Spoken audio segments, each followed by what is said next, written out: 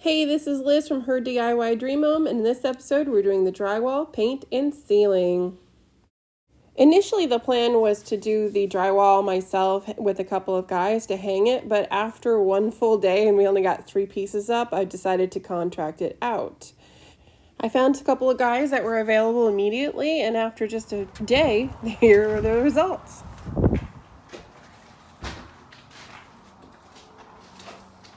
And there is the mudroom closet. The mudroom where I'm going to have a tabletop and a sink right here. And then the washer dryer will go there. And then into the hallway. Where, look at those ceilings. They are huge. And my airplane hanger window. That's going to be the entrance to the phase 2. And then little mudroom closet. Then the master bedroom. Look at all of that. The windows up there. And then the closet. And then the master bathroom. So the cement board represents where the tile is going to go, and then above is going to be just regular. I'm going to put tile on this entire wall. And last but not least, the walk-in shower. Ooh, a little drywall dust. It's a mess. There's stuff everywhere, but we'll get that all cleaned up soon. So there it is, my massive ceiling. I'm going to do a really cool treatment on it. I think I've decided to do the same treatment in the hallway here too, because that needs something. It's so tall. It needs something.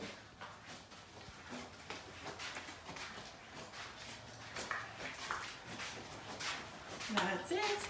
During the cleanup, it became pretty apparent that the utility closet in the mudroom was way too small. So I went ahead and removed all the drywall, moved the wall out, added a little bit more framing, and then closed it back in.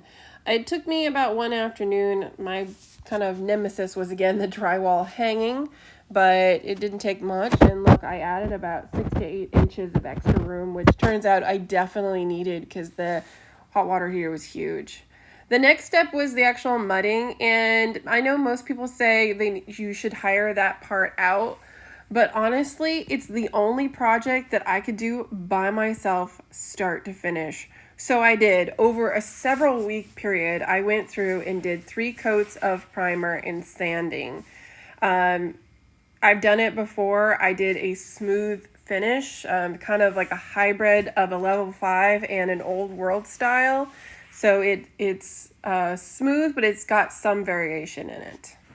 I kind of had to jump around when it came to finishing the walls versus the ceiling. My dad was coming over to take the scaffolding home, and so I really wanted to get the ceiling done before he did that.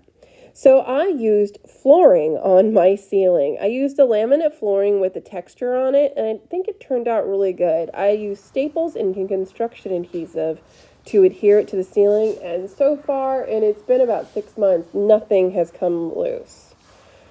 So to cover the seams right there, I used faux beams, and it was always my plan to do that. So I used some 1x6 material and 2x6 material to make the kind of structure of the beams.